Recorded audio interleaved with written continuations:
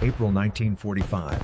On the Eastern Front, a moonless night hides exhausted German soldiers waiting in frozen positions along the Oder River. For 4 brutal years, darkness had been their shield, hiding movement, resupply, and retreat under the safety of night. But tonight something was different. A strange sound rolled through the darkness, the deep engines of approaching tanks. From the darkness emerged a Panther tank, moving without lights, as if its crew could see through the night. What they were witnessing was not magic. It was the world's first operational night fighting force. A simple infrared lamp turned ordinary tanks and soldiers into invisible hunters of the night. The idea began years earlier. German scientists experimented with invisible infrared light as early as 1936. By the late 1930s, German laboratories were experimenting with devices that could reveal the battlefield even in total darkness.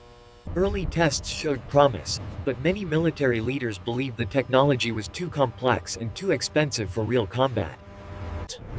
Then the Eastern Front changed everything. Soviet night attacks forced Germany to search for a new solution.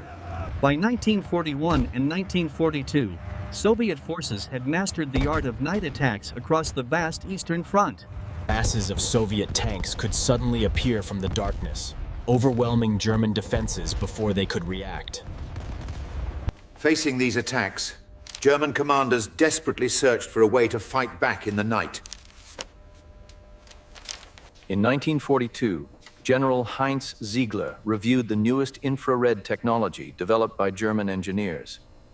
In 1942, General Heinz Ziegler reviewed the newest infrared technology developed by German engineers. Despite the limited range, Ziegler made a bold decision.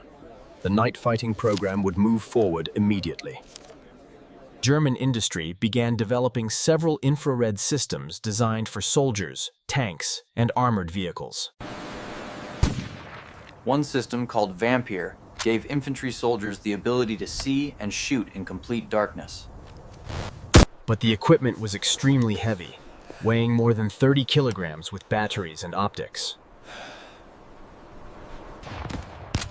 Even with its flaws, the device allowed German soldiers to detect enemies hidden within the darkness. Soon the most ambitious version appeared, infrared equipment mounted directly on German Panther tanks. The system, known as FG-1250, used a powerful infrared spotlight and a special image converter. For the first time in history, a tank commander could scan the battlefield in complete darkness. Through the infrared viewer, enemy vehicles appeared as glowing shapes in the darkness.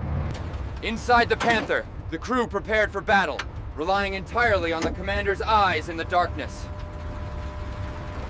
In darkness, these tanks could move silently, hunting enemies who had no idea they were being watched. Meanwhile, Soviet T-34 tanks continued their night attacks across the Eastern Front. But now, hidden in the darkness, German night hunters were waiting. But now, hidden in the darkness, German night hunters were waiting. For Soviet crews, it felt as if an invisible enemy was hunting them in the night. By April 1945, the final Soviet offensive toward Berlin began at the Seelow Heights. More than 2 million Soviet soldiers and thousands of tanks prepared to crush the German defenses. Defenders were a few Panther tanks equipped with infrared night vision. With a simple switch, the commander transformed total darkness into a ghostly green battlefield. Through the infrared viewer, Soviet tanks appeared clearly against the dark landscape. One by one, hidden Panthers began firing into the advancing Soviet columns.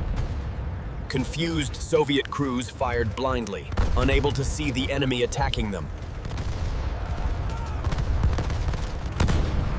After every shot, the Panthers moved again, becoming invisible hunters in the darkness.